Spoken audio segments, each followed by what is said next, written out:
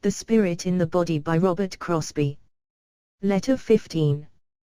I was thinking of you and your meeting, hope you had a good and encouraging one. Are things going hard with you? If so, it is time to push harder along the way you know.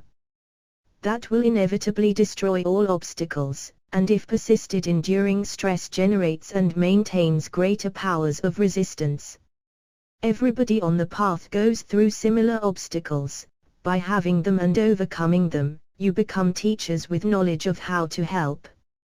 If you had no obstacles, you would not know how.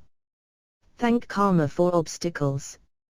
Even this will pass away is a good motto to keep in mind, when things come up that are hard to stand. The easy and happy times are the periods of rest, the hard times are the periods of training, opportunities for gaining strength and knowledge. If we can look at both in this light, we shall not be overcome by either. Kicking against the obstacles hurts only the one who kicks. Moreover, the obstacles seem to enjoy it, for, being kicked, they keep coming back. Resist not evil and it will flee from you is a true saying. We give the evil thing power by thinking about it, a power that it would not otherwise have. In fact, many of these things of evil are creations of our own mental state, and have no real existence, yet they are even more distracting than realities would be, because composed of fear and doubt. The thing to do is to take higher ground, mentally, read and think about high themes, regard only the good, the meaning and purpose of life as a whole. If in earnest in this way, the evil is dissipated like the mists before the morning sun. What is the dweller?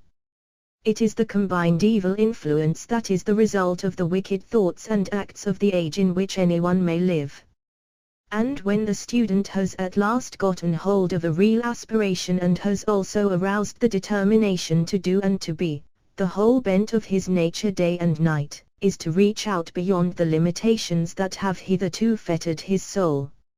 No sooner does he begin to step a little forward, than he reaches the zone just beyond mere bodily and mental sensations. At first the minor dwellers of the threshold are aroused, and they in temptation, in doubt and confusion assail him. He only feels the effects, for they do not reveal themselves as shapes. But persistence in the work takes the inner man further along, and with that progress comes a realizatio to the outer mind of the experiences met, until at last he has waked up the whole force of the evil power that naturally is arrayed against the good end he has set before him. Then the dweller takes what form it may, which is specialized for each student by the tendencies and natural physical and psychical combinations that belong to his family and nation. No earnest one who feels called to work persistently for the good of humanity, and not for his own, need fear aught that heaven or hell holds. The minor dwellers have to be met and conquered. As long as we stay on their plane and daily with them, they will be with us. We must rise above them in thought and effort to our proper plane where they have no power over us. Each student has his own particular kind of minor dwellers, and no one kind is any better than any other kind, hence we ourselves need to be charitable to the weaknesses of others. We do not look upon our own weaknesses in the same light as we regard those of others. Compassion understands, and seeking nothing, but desiring to help, does so. The voice of the silence says, compassion is no attribute. It is the law of laws, eternal harmony, Alea's self, a shoreless universal essence, the light of everlasting right, and fitness of all things, the law of love eternal. The more thou dost become at one with it, thy being melted in its being, the more thy soul unites with that which is, the more thou wilt become compassion absolute. Goodness that results from the compulsion of physical force, threats, or bribes, physical or spiritual, is useless. It must be a self-impulse from within, a real preference for something higher, not an abstention because of any fear of consequences in this or any future existence. If we have that preference for something higher, we must admit that others who are with us on the path have it also, we can then sympathize with them in their struggles, knowing it is through continued struggle that both they and we become free. This is the beginning of compassion. Temptations of any one kind have a tendency to repeat themselves, and students find that what would have at one time swept them away is rendered abortive by apparently irrelevant occurrences, yet, we know that such things are the operation of law which has its basis in unity, and we benefit in that law to the extent that we feel that unity.